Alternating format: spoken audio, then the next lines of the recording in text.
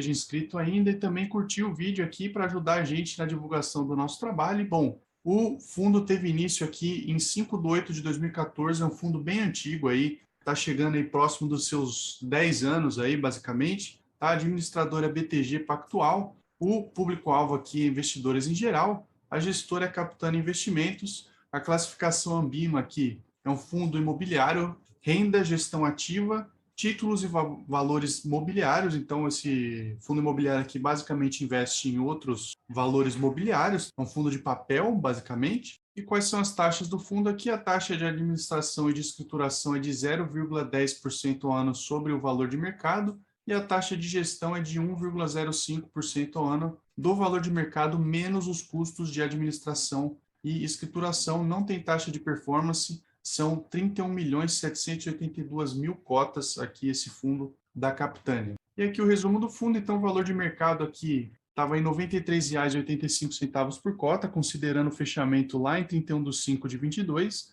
O valor patrimonial por cota aqui estava em R$ 91,64. Isso gera um valor de mercado aqui de R$ 2.982.000.000 e um patrimônio líquido de R$ 2.912.000.000. É um fundo bem grande, como eu falei, quase 3 bilhões de reais aí de patrimônio líquido. O último rendimento foi na casa de R$ 1,12 e o dividend yield aqui do fundo é de 14,32%, também considerando as cotas de fechamento aí de 31/5 de 2022. O dividend yield aqui nos últimos 12 meses é de 13,45%. Volume negociado no mês aqui 152 milhões de reais, então é um fundo bem negociado também. E a média diária aqui 6 milhões, quase 7 milhões de reais. São 169 mil cotistas. Já aproveita, diz aí nos comentários se você tem esse fundo na sua carteira ou não, se você é um desses cotistas aqui. E eu lembro também que essa aqui não é uma recomendação de compra ou venda desse ativo aqui. E com relação aos proventos, a data base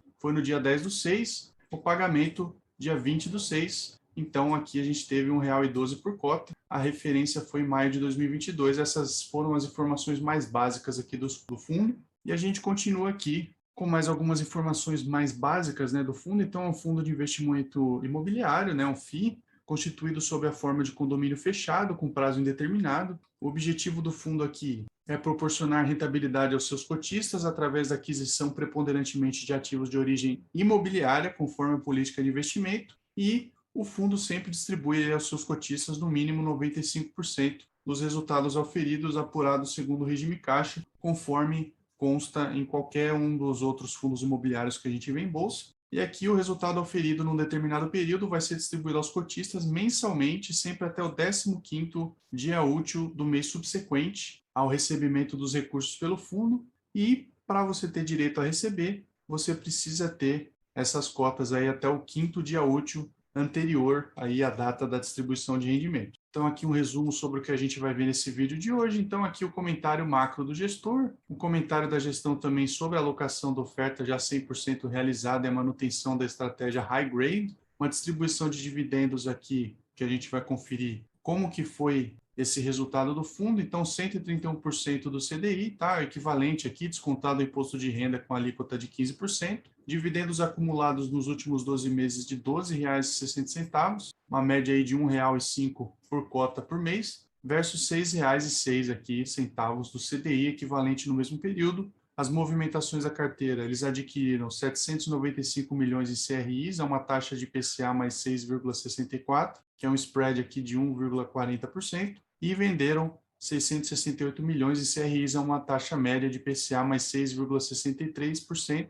um spread de 1,31%. Então, eles fizeram uma movimentação aqui, melhoraram um pouco essa taxa média, consequentemente, melhoraram também o spread. E aqui o resultado do fundo, de R$ 1,25 por cota, teve uma atualização monetária incorrida e não distribuída na carteira de CRI, aqui em 31/5, está em 50 milhões de reais aqui, R$ 1,59 por cota, e um prejuízo não realizado com cotas de fundos aqui em 21,2 milhões, aqui 67 centavos por cota. Com relação à negociação na B3, a liquidez do fundo continua de acordo aí com o patamar histórico, média de 8 milhões aqui por dia nos últimos 12 meses, e o número de cotistas na máxima aqui, acima de 169 mil cotistas. E a alocação aqui por percentual de ativos, então os ativos da carteira aqui 63,9 em CRIs, 33,6% em fundos imobiliários, 2,5% em caixa. Os top 5 maiores devedores são o Fundo Imobiliário General Shopping, o 20 Shopping Centers, que é o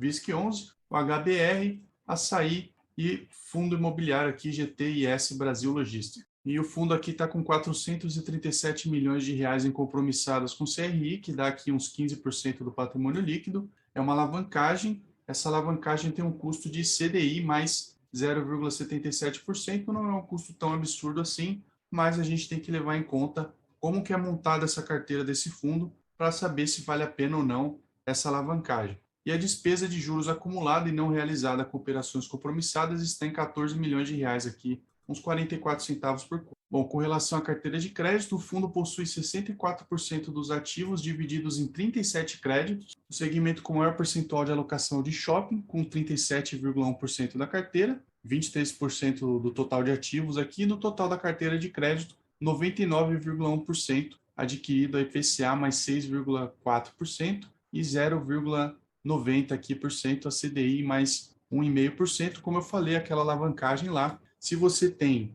aquisição de carteira de crédito a IPCA, se o IPCA começa a baixar e o CDI se mantém, essa alavancagem aqui pode ser um problema, tá? Porque aí você tem um certo descasamento entre o que eles vão receber de crédito e a alavancagem que eles vão ter que pagar, tá?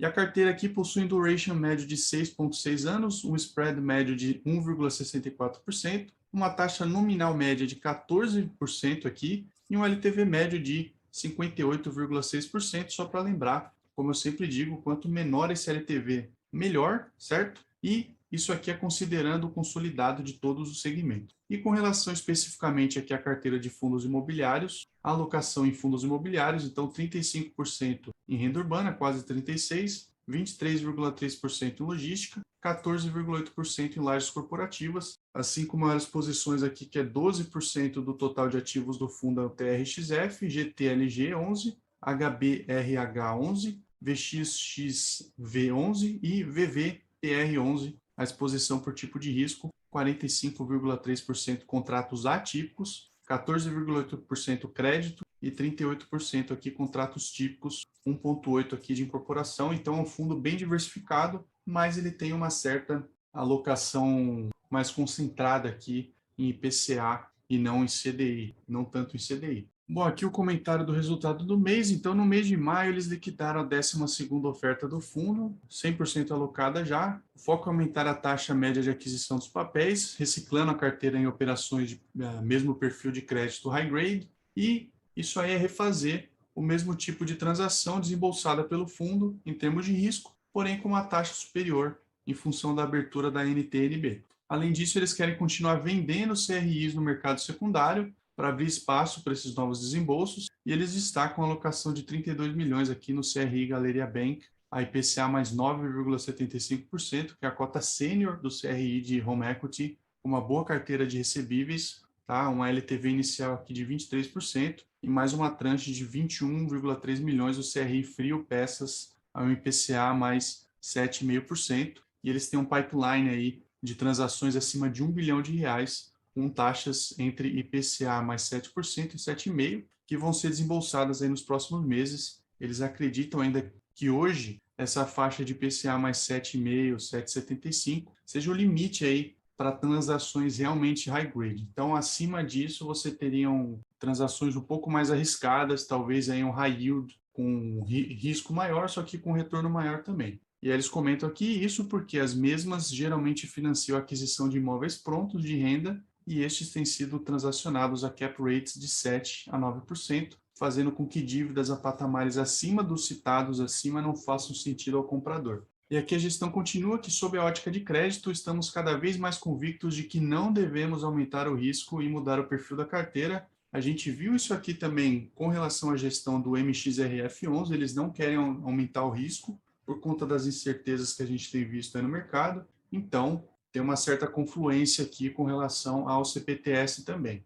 E eles provavelmente aqui acham, né, que a gente está no final do ciclo de aumento de juros, porém não tem um horizonte claro aqui de redução e há muitos fatores que vão influenciar nesse processo. Então, eles estão vendo a qualidade de crédito das empresas piorando relativamente rápido e projetos de desenvolvimento com resultados ruins. Então, na medida em que o custo financeiro aumenta, os projetos podem se deteriorar realmente rápido, porque se a Selic aumenta, todo o custo da economia aqui no Brasil aumenta também, e aí a gente pode ter um certo retrocesso aí com relação a alguns avanços que o mercado imobiliário estava tendo. E aqui um pouco da indústria de fundos imobiliários em maio de 2022, então, listados na B3 aqui, 431 fundos diferentes, 721 na CVM, tá? Então, são alguns fundos que não estão na bolsa, tá? Então, são ofertas mais restritas. Ofertas públicas aqui, o volume de oferta tem caído bastante aqui,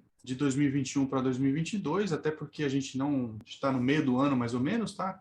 O número de ofertas também caiu bastante, que é essa faixa em azul aqui. Aqui o patrimônio líquido versus o valor de mercado. Então, o patrimônio líquido é o azul mais escuro, o valor de mercado é o azul mais claro e o valor de mercado sobre o valor patrimonial aqui. Como a gente pode ver, o patrimônio líquido dos fundos aqui no mercado tem sido maior do que o valor de mercado desses mesmos fundos aqui. Então, a gente vê que eles estão sendo negociados com bastante desconto aqui. E o número de investidores, a gente bateu aí 1.600.000 investidores na Bolsa de Valores em fundos imobiliários. Aqui é uma comparação de volatilidade entre o IFIX e o Ibovespa. O IFIX teve uma rentabilidade maior aqui, 182% lá desde dezembro de 2010, tá? E aqui o Ibovespa 60,7% e uma correlação negativa aqui com juros reais de longo prazo. Então, o IFIX e a NTNB 2035, que é o cupom aí do Tesouro Direto. Como a gente pode ver,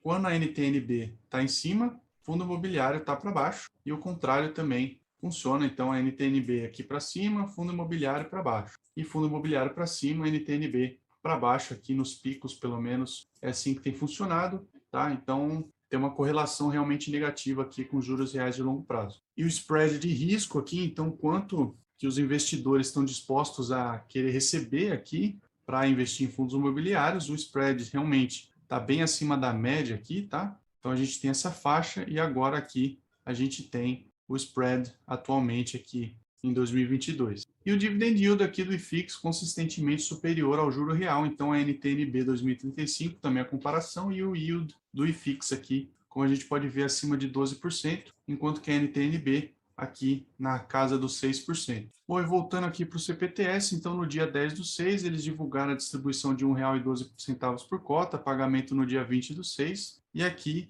a gente vê uma comparação do CPTS com relação ao CDI. Então aqui nos últimos 12 meses o CPTS teve aqui 12,6%, e enquanto que o CDI 6,6%. Normalmente o CPTS bateu aqui o CDI nos últimos anos, tá? Desde 2014, quando ele foi criado. E a rentabilidade aqui também comparando o CPTS com o CDI, o IFIX e o IPCA, o CPTS está batendo os três indicadores aqui. Então, 172% lá desde agosto de 2014, enquanto que o IFIX rendeu 101,81%, o CDI 87,15% e o IPCA 61,94%. Aqui a gente tem as movimentações na carteira, então algumas compras que o fundo fez, como é um fundo muito grande, são várias compras diferentes, né? Aqui em maio de 2022, então um volume de 795 milhões de reais, uma taxa ponderada de aquisição aqui de 6,64%, os mais altos aqui, né?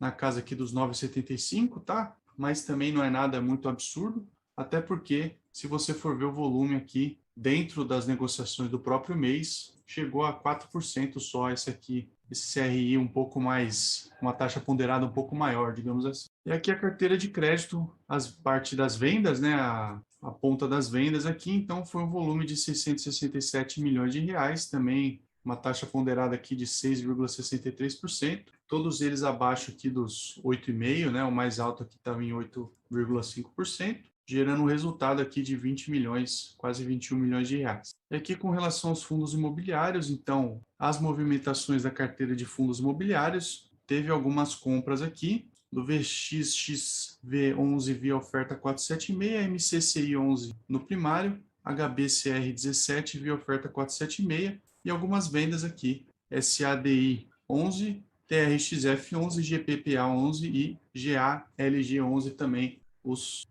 foram as 4 vendas aqui que o fundo fez na sua carteira de fundos imobiliários. Bom, e vamos dar uma olhada aqui no resultado financeiro do fundo aqui, tá? Então, o fluxo de caixa, basicamente. Então, em maio de 2022, a gente teve um total de receitas aqui de 40 milhões de reais. Então, aqui R$ 1 milhão de renda fixa, 10 milhões de rendimentos de CRIs, ganho de capital de CRIs aqui em 20 milhões de reais, rendimentos de fundos imobiliários e ganho de capital aqui com fundos imobiliários negativos, tá? Então, a gente tem que tomar um certo cuidado só com esse ponto aqui, porque ganho de capital não é uma coisa recorrente, tá? Então, o fundo conseguiu um belo ganho de capital aqui, mas não é algo que vai se repetir toda hora, certo? E as despesas aqui do fundo, 5 milhões de reais, a maior parte delas aqui entre taxa de gestão e as despesas financeiras com alavancagem aqui, que é o pagamento do CRI. O resultado, então, foi de 35 milhões de reais, 1,25 aqui por cota, e a distribuição foi de 33 milhões de reais, R$ 1,12 aqui por cota. Como a gente viu, aqueles 14% aqui de dividend yield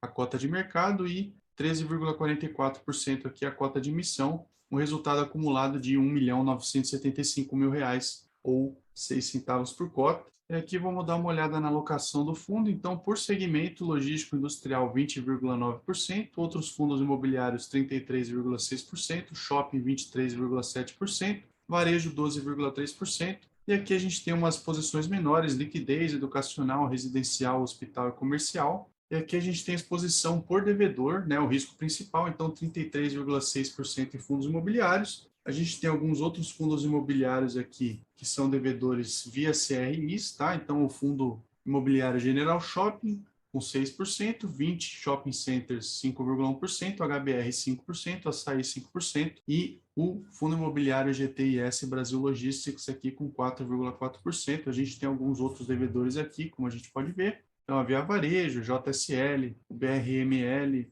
BTG Pactual, tá? Pátio Malzone, Grupo Mateus, BR Malls, BRF, Redditor, são algumas empresas bem grandes aqui. E aqui a gente tem a exposição por indexador, taxa ponderada de aquisição, IPCA mais 6,4%, 63,4% da exposição por indexador, outros fundos aqui 33,6%, a liquidez a 2,5% e CDI mais 1,5%, 0,6% aqui de exposição do fundo. Aqui um resumão da carteira de crédito do fundo. Então, o fundo possui 63,9% dos ativos divididos em 37 créditos e a gente tem aqui os segmentos shopping, logístico industrial, varejo, comercial, hospital, residencial, educacional e loteamento. Tá um total aqui de 2 bilhões de reais. São 63,9% de ativos aqui da carteira do fundo, aquela duration lá de 6,6 anos, tá? A maior concentração aqui está no hospital, pelo menos a mais longa, tá? A duration mais longa,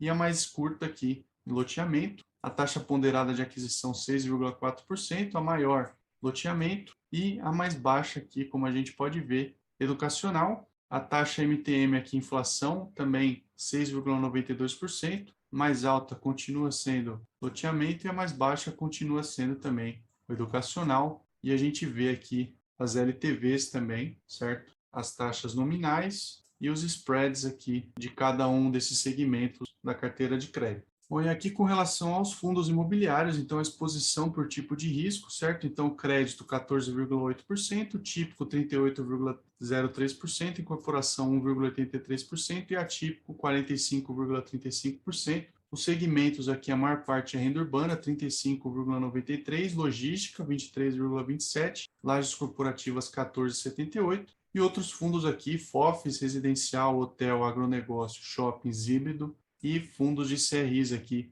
9,53%. A gente pode ver um pouquinho mais para cima aqui as maiores posições do fundo, então, TRXF, GTLG, HBRR, HBRH, VXXV e VVPR. São as 5 maiores posições aqui do fundo, mas ele tem uma carteira bem diversificada aqui de outros fundos imobiliários, tá? Alguns conhecidos por nós, aí, investidores individuais, outros nem tanto, mas é uma carteira bem diversificada aqui de fundos imobiliários. E aqui as operações compromissadas com CRIs de lastro, então foram operações aí nas quais o fundo realiza a venda de títulos com compromisso de recomprá-los, acrescido aí uns juros, após determinado período. Então, durante esse período, a instituição financeira contraparte do fundo mantém os ativos em garantia e permanece com eles caso o fundo não possa honrar o compromisso de recompra. Então, por conta disso, normalmente operações compromissadas são realizadas apenas em papéis high grade, de risco baixo e conhecido, tá? Então, cabe ressaltar também que, apesar dos ativos estarem em garantia, o fundo continua sendo titular do papel e faz jus aos eventos corporativos, como juros e amortizações normalmente. Então, é como se o fundo tivesse pegando um dinheiro emprestado,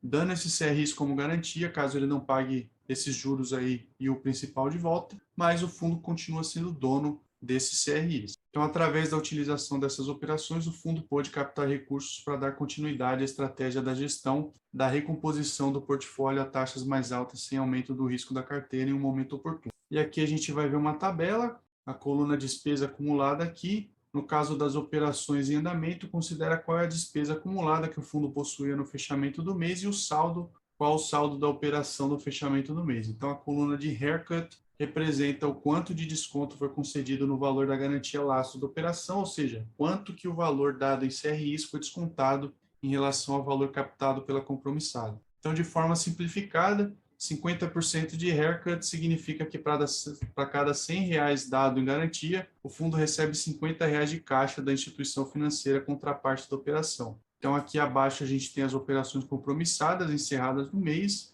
assim como as operações que o fundo possui em andamento no fechamento do mês. No fechamento do mês, o fundo possui 437 milhões de reais de operações compromissadas reversas e uma despesa acumulada de 14 milhões aqui, ou 44 centavos por cota, certo? E a taxa consolidada das operações atualmente está em CDI mais 0,77% ao ano. E aqui as operações concluídas no mês. Então, foram duas operações, CDI mais essas taxas aqui, o haircut de 50%, a data aqui 15/2 de 22 e 29/11 de 21, os vencimentos aqui 17/5 de 22 e 30/5 de 22, os volumes aqui 70 milhões de reais mais ou menos, a despesa de 2,5 milhões de reais. E aqui uma tabela com as operações em andamento, eu não vou me estender tanto assim com essas operações, porque são várias aqui, tá? Mais a taxa de 0,77, a maior parte dos haircuts aqui está em 50%, os vencimentos aqui variam um pouco, tá? Mas todos estão em 2022,